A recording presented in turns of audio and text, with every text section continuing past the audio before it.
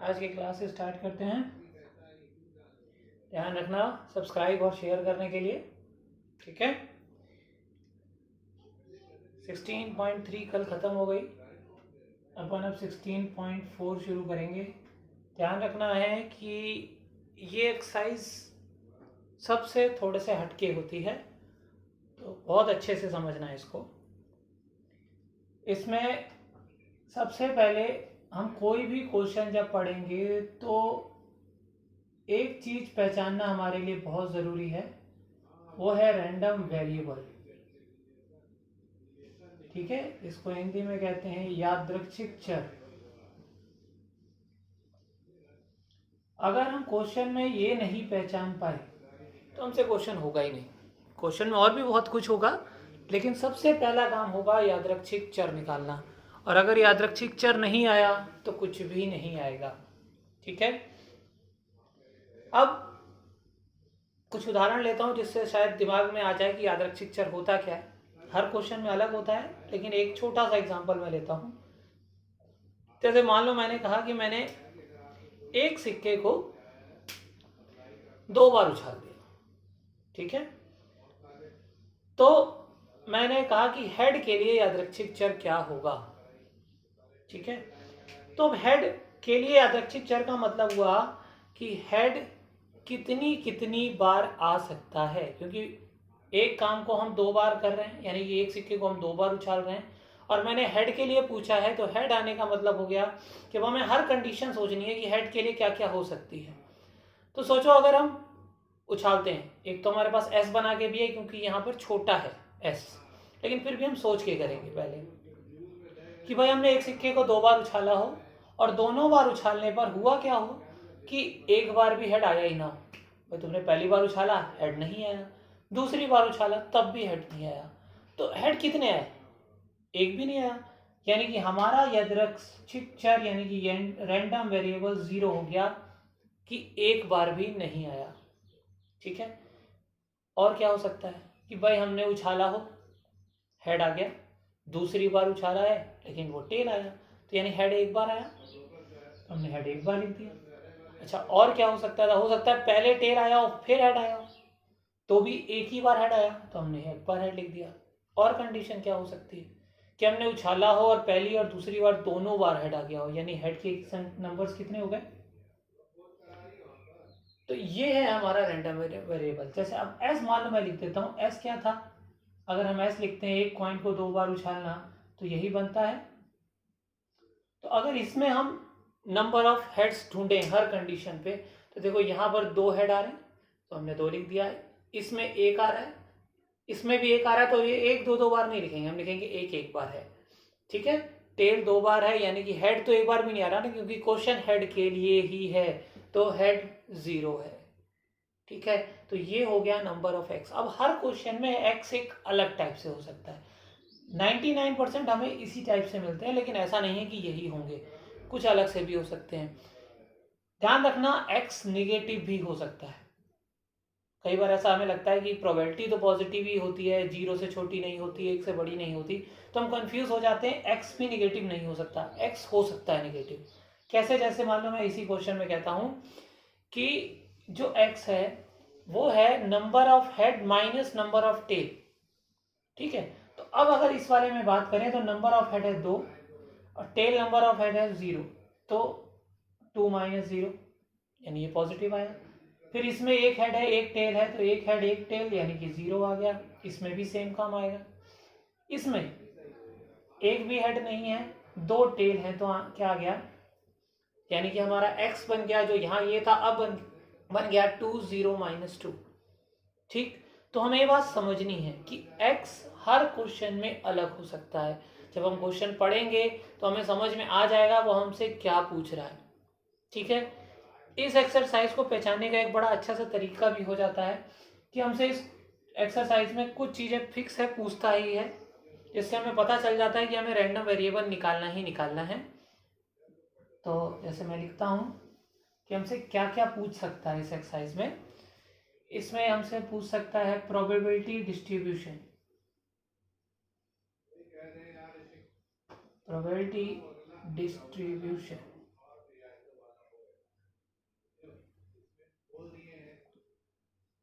यानी कि प्रायिकता बंटन।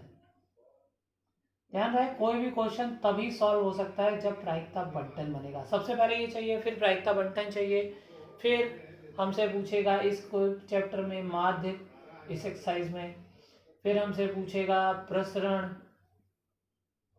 फिर हमसे पूछेगा मानक विचलन।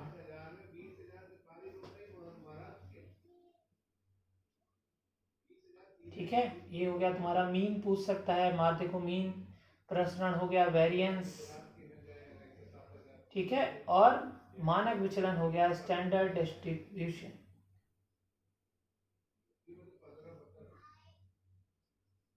स्टैंडर्ड डेविएशन, ठीक है। तो ये हमें पूछेगा, अगर हमसे ये पूछता है, ये पूछता है, ये पूछता है, ये पूछता है, तो इसका मतलब हमें ये तो सब चाहिए ही चाहिए, इसके बगैर क्वेश्चन निकल ही नहीं सकता। ये दोनों जब तक नहीं निकलेंगे तब तक ये नहीं निकल सकता, जब ये निकलेगा तब जाके, तो एक प्रोसेस है कि ये सबसे पहले चाहिए चाहिए, अगर इनमें से कुछ भी पूछ लेता है। ठीक है, अब एक एग्जांपल ले लेते हैं कि भाई प्रायिकता बंटन होता कैसा है। होता क्या है कि भाई एक इस टाइप से एक बॉक्स बना होता है, ठीक है, जिसमें हम यहाँ x लिखते हैं, जो अभी मैंने निकाला था है 0 1 2, यहाँ उसकी प्रोबेबिलिटी लिखते हैं, यानी कि अभी जैसे हमने निकाला था यहाँ 0 1 2 आया था, इस टाइप से आया था, है ना। और अगर उनकी प्रोबेबिलिटी निकालते हैं तो हमारे पास अगर हम देखें तो 1/4 2/4 1/4 करके समथिंग आती है। तो इस टाइप से कुछ होता है प्रोबेबिलिटी डिस्ट्रीब्यूशन, यानी कि प्रायिकता बंटन। यहाँ x लिखे होते हैं, यहाँ उनकी प्रायिकताएं लिखी होती हैं। ठीक, ध्यान ये रखना है कि ये निगेटिव पॉजिटिव कुछ भी होंगे, हमें कोई फर्क नहीं पड़ता, ठीक है, लेकिन ये इन सब का टोटल सम 1 ही होगा, इनमें से कोई भी निगेटिव नहीं होगा प्रोबेबिलिटी में, और इनमें से इंडिविजुअल भी कोई एक से ज़्यादा नहीं होना चाहिए, ये हमें वैसे भी पता है, ठीक है, लेकिन फिर भी ध्यान रखना है ये निगेटिव हो सकता है। ठीक है, तो अगर हम बात करें 16.4 के फर्स्ट क्वेश्चन की, तो फर्स्ट क्वेश्चन में है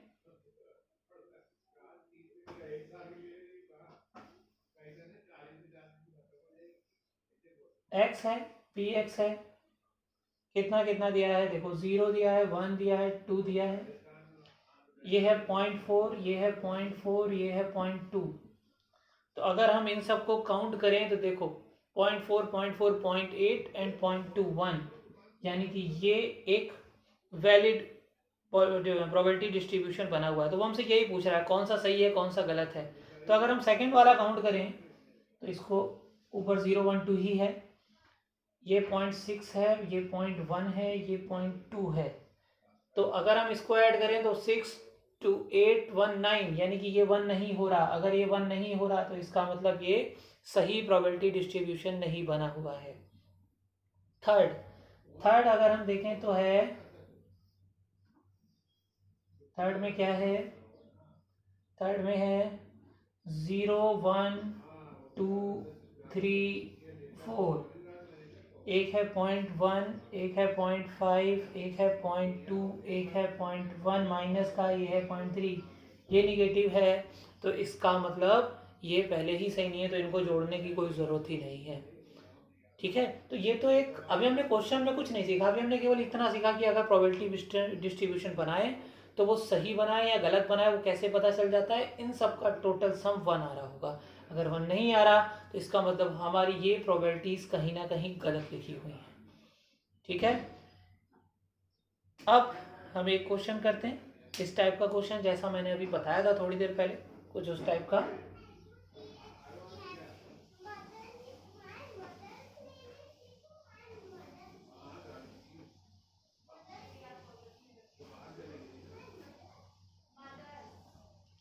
second question, find the probability distribution of x. अब देखो प्रोबेबिलिटी डिस्ट्रीब्यूशन ऑफ एक्स आ गया, इसका मतलब हमें रैंडम वेरिएबल यानी कि यादृच्छिक चर चाहिए ही चाहिए। ठीक, the number of head in a simultaneously toss of 2 coin. कोई चीज़ आ गई कि हमने एक सिक्के को 2 बार उछाला, ठीक है, तो अब हमने एक सिक्के को 2 बार उछाला तो यानी कि एस क्या हुआ, head head, head tail, tail head, tail tail. Last में पढ़ो किसके लिए पूछ रहा है हमसे, द नंबर ऑफ हेड्स, यानी हेड के लिए पूछ रहा है। तो अगर हम इनमें देखें तो यहाँ नंबर ऑफ हेड्स 2 है, यहाँ नंबर ऑफ हेड्स 1 है, यहाँ नंबर ऑफ हेड 1 है, यहाँ नंबर ऑफ हेड 0 है। तो एक्स क्या क्या हुए, एक्स हुए 0 1 2, ठीक है। तो हमें यहाँ साफ साफ दिख रहा है, ठीक। लेकिन अब बड़े क्वेश्चंस होंगे तो हम ये नहीं बना पाएंगे, तो हमें सोचना है कि उसने क्या पूछा है, नंबर ऑफ हेड्स। तो एक कॉइन को 2 बार उछालने पर नंबर ऑफ हेड्स कितनी कंडीशन में और कैसे कैसे आ सकते हैं, तो ये हमें सोचना होगा कि एक्स क्या होगा, कि भाई हमने उछाला एक बार भी कोई चीज़ नहीं आई। जैसे मान लो हम कहें कि 5 बार हमने एक सिक्के को उछाला, तो क्या क्या हो सकता है कि हेड हो सकता है 5 बार ना आए, यहाँ 5 में से किसी एक बार आ गया, यहाँ 5 में से 2 बार आ गया, यहाँ 5 में से 3 बार आ गया, यहाँ 5 में से 4 बार आ गया, यहाँ 5 में से 5 बार आ गया। क्या 6 बार हो सकता है, नहीं हो सकता, क्योंकि हम 5 ही बार उछाल रहे हैं। तो ये बात हमें ध्यान रखनी है कि हर बार एस बन जाए ऐसा जरूरी नहीं होगा, तो हमें एक्स तब भी निकालने आने चाहिए, ठीक है। अब हमें इनकी प्रोबेबिलिटी निकालनी है। तो अब एस अगर हमारे पास है तो प्रोबेबिलिटी निकालना थोड़ा सा आसान हो जाता है। x इक्वल टू 0, तो 0 कब के लिए था, इसके लिए था कि एक भी हेड नहीं है, तो ये एक कंडीशन आउट ऑफ 4, तो 1/4 हो गई x इक्वल टू 0 के लिए, ठीक है। x इक्वल टू 1 कब था, जब हेड एक बार आया है, तो हेड एक बार आया है किन दो में, इन दोनों में, तो प्रोबेबिलिटी हुई 2/4, ठीक है। x इक्वल टू 2 कब हुआ, जब ये वाली कंडीशन थी, तो ये एक ही बार थी, तो 1/4। हमने इसको प्रोबेबिलिटी डिस्ट्रीब्यूशन की तरह बना दिया कुछ इस तरीके से, यहाँ लिखा x, यहाँ लिखा px, यहाँ लिखा 0, यहाँ लिखा 1, यहाँ लिखा 2, इसके नीचे लिखा 1/4, यहाँ लिखा 2/4, यहाँ लिखा 1/4। इन तीनों को जोड़ के देख लो, लिखना नहीं है तुम्हें, लेकिन जोड़ के देखो 1 आ रहा है कि नहीं आ रहा है। 4 एलसीएम 2 + 1 + 1 4/4 बना क्या, यानी कि हमने जो बनाया है वो सही बनाया है, ठीक है।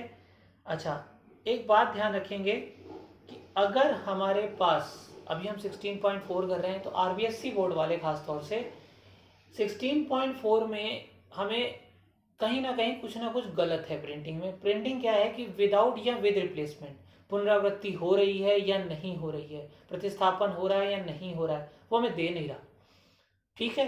तो अगर हमें नहीं दे रहा है तो हम ये मान के चलेंगे कि प्रतिस्थापन नहीं हो रहा है, यानी हम कोई भी पत्ता अगर निकालेंगे तो वापस नहीं रखेंगे, जबकि एनसीईआरटी में ऐसा नहीं है। एनसीईआरटी की जो बुक्स हैं, जो सीबीएसई बोर्ड वाले हैं, उनमें सही है कि विद रिप्लेसमेंट है तो बताएगा, विदाउट रिप्लेसमेंट है तो बताएगा, ठीक है।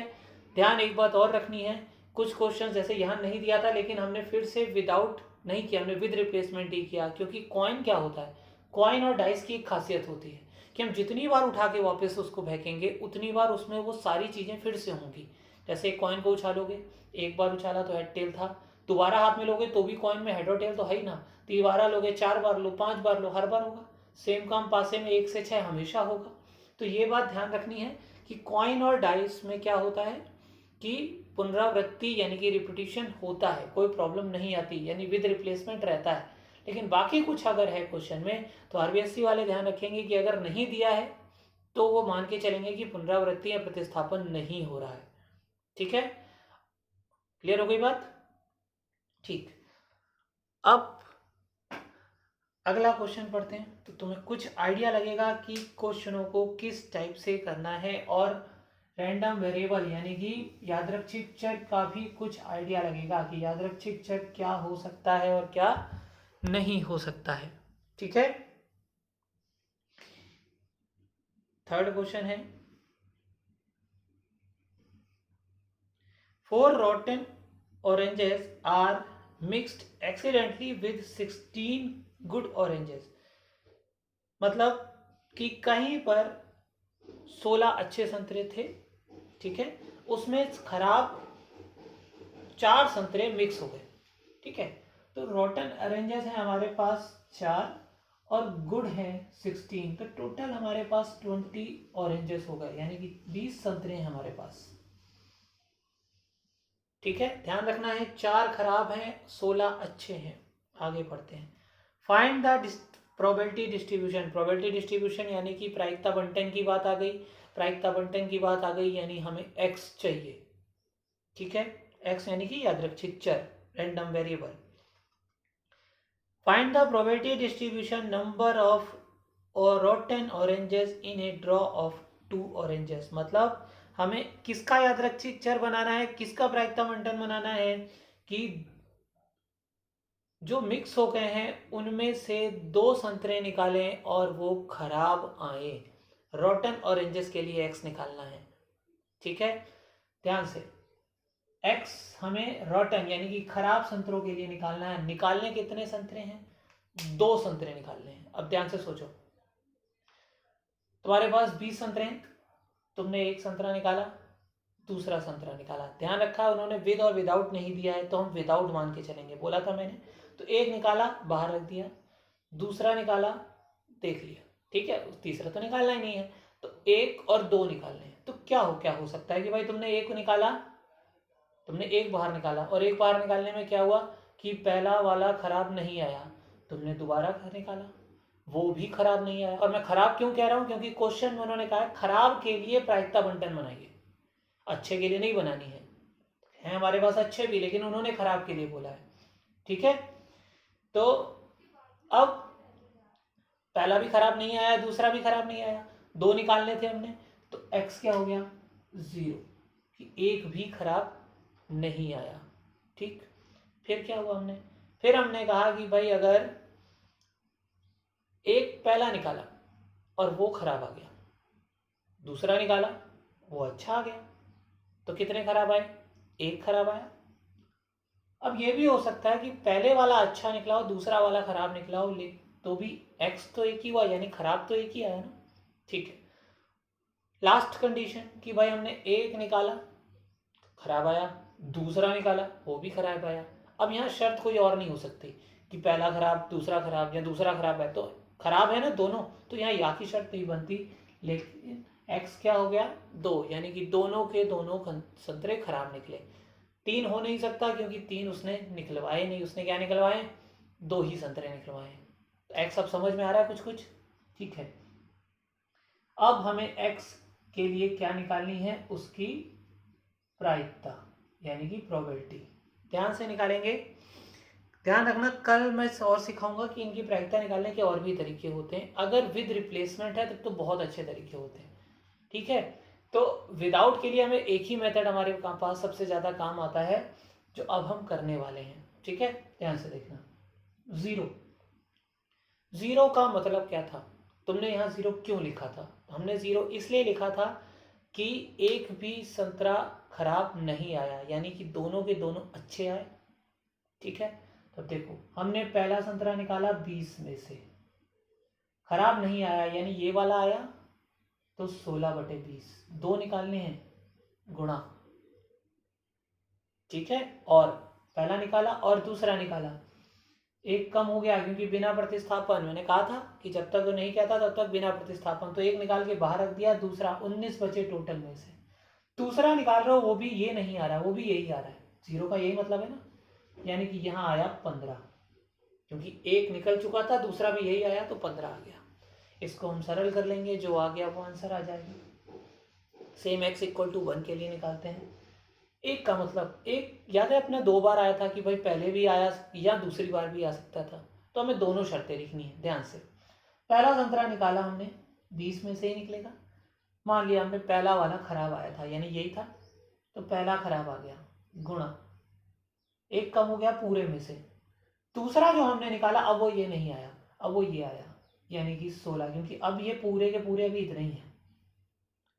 लेकिन अगर ऐसा नहीं हुआ तो, या फिर जब यहाँ की शर्त आती है, जब कंफ्यूजन होता है, कंफ्यूजन क्या था, पहले ये वाला आया या पहले ये वाला आया, तो कंफ्यूजन को चेंज भी तो करना है, तो हमने चेंज किया कि अगर हमने निकाला और पहले ये वाला आ गया, यानी कि पहले अच्छा आ गया, बाद में खराब आ गया। क्लियर? दोनों शर्तें हो गई। क्या तीसरी या में और आ सकती है? नहीं आ सकती, क्योंकि या तो पहली बार में आ जाएगा या दूसरी बार में आ जाएगा। ठीक, x इक्वल टू 2 का मतलब क्या था कि दोनों के दोनों खराब आए, यानी अब ये वाले दोनों निकले, तो टोटल तो 20 ही थे, खराब आया 4 में से, 4 में से कोई एक खराब आ गया, दूसरा भी निकाला हमने और वो भी खराब आ गया। ठीक, और जब दोनों शर्तें सेम होती हैं तो हमेशा ध्यान रखना है कि कभी भी या की शर्त नहीं बनती। जैसे दोनों यहाँ खराब थे, यहाँ दोनों अच्छे थे, तो कभी या की शर्त प्लस की नहीं है। 2 हो, 4 हो, 5 हो, अगर सारे सेम है तो कभी या नहीं बनता। ठीक, इनको सरल कर लेते हैं। कुछ कट रहा है तो काट लो, ठीक है, सब में कट रहा हो तो काटना, नहीं तो मत काटना। लगभग सेम कर लेते हैं। 4 चौक 16, 4 पंचे 20। ठीक है, यहाँ पर भी कट रहा है 4 पंचे 20। ठीक है, यहाँ पर भी कट रहा है 4 पंचे 20। ठीक, यहाँ पर भी कट रहा है 4, इसको ऐसे ही रहने देते हैं, 4 पंचे 20। ठीक, तो और तो कुछ कट नहीं रहा, तो ये एलसीएम आ गया 95। हो सकता है उन्होंने और कहीं कुछ काट भी रखा हो, तो तुम्हें आंसर मिलाओगे तो ध्यान से मिलाना, ज़्यादा काट रखा हो तो जो देख लेना, लेकिन मैं एलसीएम सेम रखता हूँ जिससे हमारा लास्ट में चेक करना आसान रहता है। 19 पचास 95 हो गया, 15 चौक 60 हो गया, तो 60/95 आ गया। इसको चेक कर लेते हैं, तो ये हो गया 19 50 95 एलसीएम, और 16 दोनों में 32 बच जाएगा। चाहो तो एक को सॉल्व कर लिया करो, क्योंकि ये और ये सेम ही लिखा होगा, तो ये जितनी बार लिखा उसमें 2 का मल्टीप्लाई कर लो बस। ठीक है, 2 है, 2 बार है तो 2 बार, यही चीज़ 3 बार होती, अगर होती तो 3 का मल्टीप्लाई कर लेते हैं। ठीक, अब ये हो गया 3/19 50 95। तीनों को काउंट करो, देखो 95 तीनों में सेम है तो काउंट करते हैं। 60 और 32 92, और 3 95, 95/95 कितना आ गया? 1। यानी ये क्लियर हो गया कि हमने जो बनाया वो सही बनाया है। x px लिख लिया, x क्या क्या था? 0 1 2, 0 के लिए आंसर आया 60/95, इसके लिए आया 32/95, इसके लिए आया 3/95। कुछ कट रहा हो तो काटना हो तो यहाँ काट सकते हो, वहाँ मत काटना। ठीक है, यहाँ काट के दिखाना हो, नहीं तो नहीं भी काटोगे तो चल जाएगा, काट लोगे तो अच्छी बात है, अगर कट रहा है तो यहाँ मत काटना, लेकिन जिससे तुम्हें एलसीएम लेके चेक करने में प्रॉब्लम नहीं होगी, नहीं तो बाद में एलसीएम फिर सोचना पड़ेगा। ठीक है, तो आगे के अब जो भी क्वेश्चंस हैं, मैं ये नहीं बताऊंगा कौन कौन से करने, आप खुद उसमें सोचना कि क्या x सोच रहे हो तुम, उसका x क्या क्या होगा। हम बाकी सारे क्वेश्चन अभी निकालेंगे, 1-2 दिन अभी प्रैक्टिस करेंगे, तब आपको हम आगे के क्वेश्चन देंगे। अभी आप इन्हीं पे जोर डालो कि यही ऐसा क्यों हुआ, और कल हम सीखेंगे कि क्या इनकी प्रायिकता निकालने का और कोई तरीका हो सकता है। ठीक है, बिल्कुल हो सकता है, लेकिन अगर बिना प्रतिस्थापन नहीं है, अगर प्रतिस्थापन है तब तो फटाफट निकाल लेते हैं। बिना प्रतिस्थापन का हमारे पास एक ही ऑप्शन बनता है, वही ये तरीका निकालने का। इसीलिए ये तरीका हमें बहुत अच्छे से आना चाहिए, या की सारी शर्तें आनी चाहिए। ठीक, तो आज के लिए बहुत है, बस ध्यान रहे, सब्सक्राइब और शेयर जरूर करते चलना, जिससे आगे के सारे वीडियो मिलते रहेंगे।